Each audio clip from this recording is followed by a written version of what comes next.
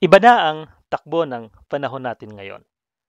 Halos lahat ng bagay sa mundo ay isinusukat natin sa kanilang gamit. At malamang sa malamang, nakatuon at tugon dapat parati sa ating mga pangangailangan ang mga ito. Kumbaga, mga utilitarian tayo eh. Madalas nating tinatanong, ano ba ang pakinabang nito sa akin?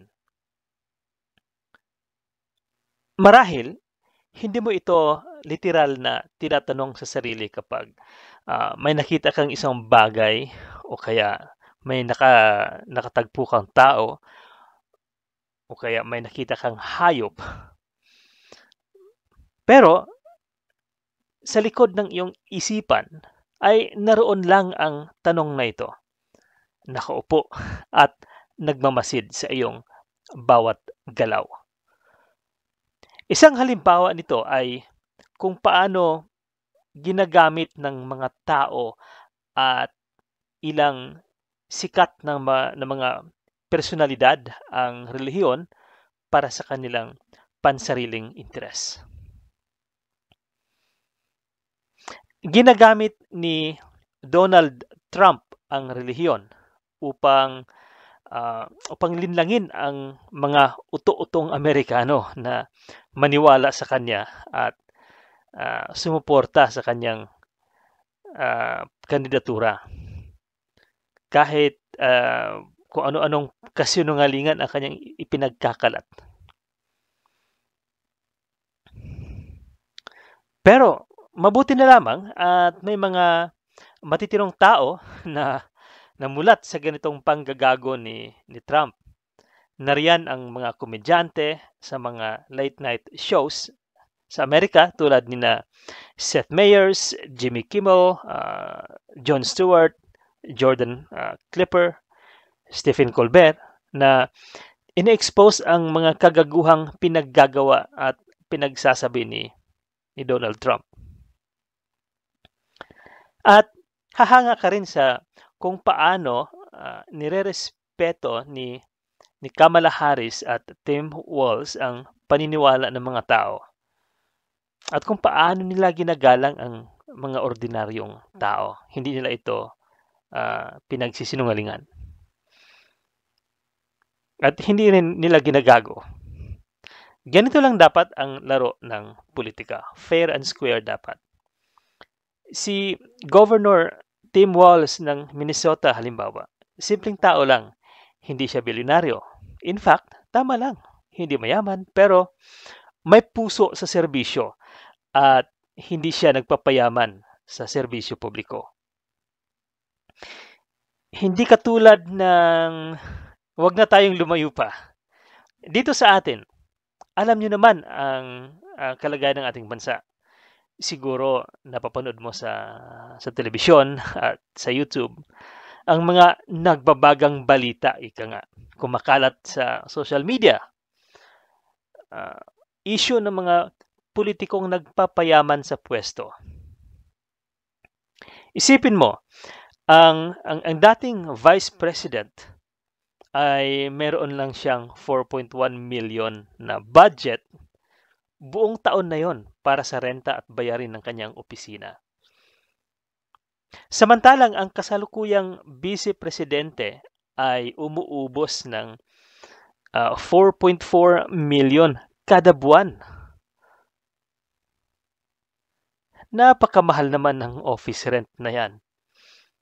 At kung paano ginagamit at pinoprotektahan ng mga Duterte ang kulto ni Kibuloy sa Davao, mapapailing ka na lang. Ang dami talagang binulag ng relihiyon sa bansa natin. Biruin mo, anak daw ng Diyos, pero kriminal pala at nagtatago. At nang makorner, abay, sumuko na sa otoridad. Kaya ayon, nakakulong. Pero hindi yan ang kinakabahala ko eh. Dahil mas mas disturbing ang mga taong handang makipagpatayan dahil sa kanilang pananampalataya. Dahil sa kanilang mga panatisismo. Mga taong hanggang ngayon ay ipinaglalaban pa rin nila si Apollo Kibuloy na kanilang religious leader. Kahit na ito'y isang wanted criminal, isang sex predator, isang human trafficker, isang conman, isang manggagancho. Ibig sabihin, masamang tao. Tulad ng mga panatiko ni Donald Trump sa Amerika, ang mga panatiko ni Duterte, Rodrigo Duterte at ni Kibuloy, isama mo na rin yan mga anak na Duterte dito sa Pilipinas, ay sadyang very disconcerting. Dahil dito mo makikita na napakaraming gullible na Pilipino.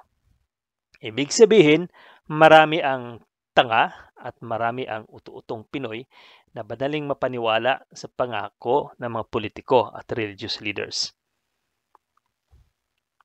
Hindi pa natin nag-uusapan dyan yung mga Marcos na pinaniniwala ang mga tao sa Taliano Gold para lang manalo sa eleksyon.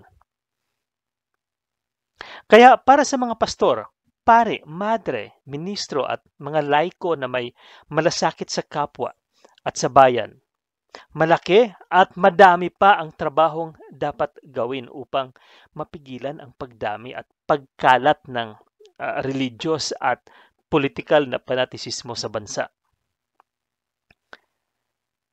Naniniwala ako na malaki ang role ng relihiyon sa paghubog ng lipunan, lalo na sa usaping etika o mabuting pag-uugali at pagtingin sa mundo at sa mga bagay na espiritual.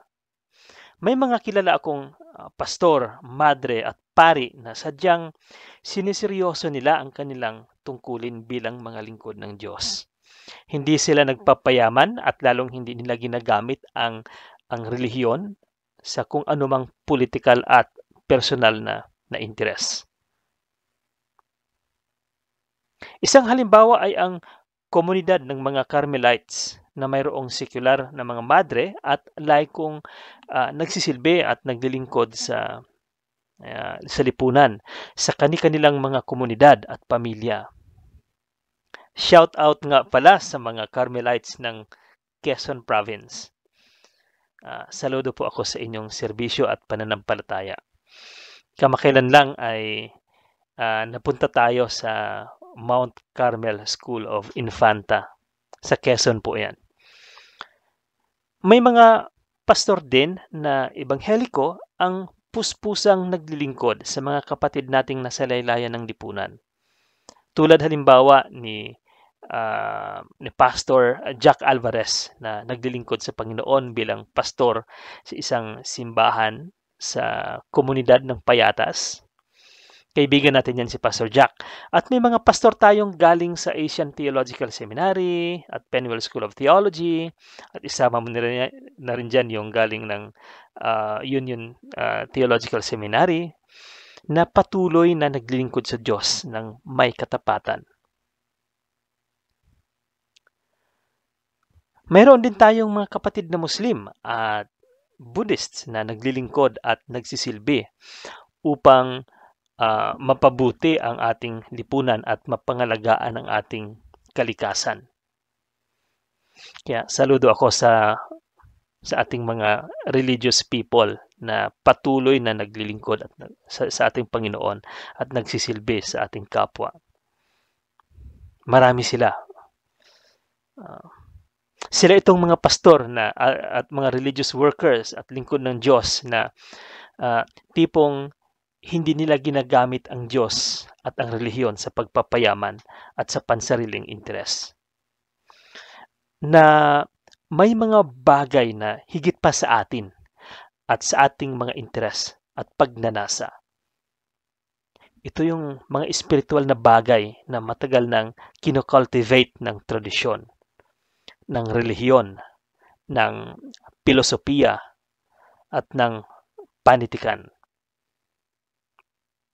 Ang bagay na ito, mga bagay na ito ang nagbibigay sa atin ng sense of humanity. Nagbibigay ito sa atin ng moral compass na pwede nating gawing angkla upang hindi tayo aanurin ng mga alon ng kasamaan sa lipunan na tao lang din ang may akda.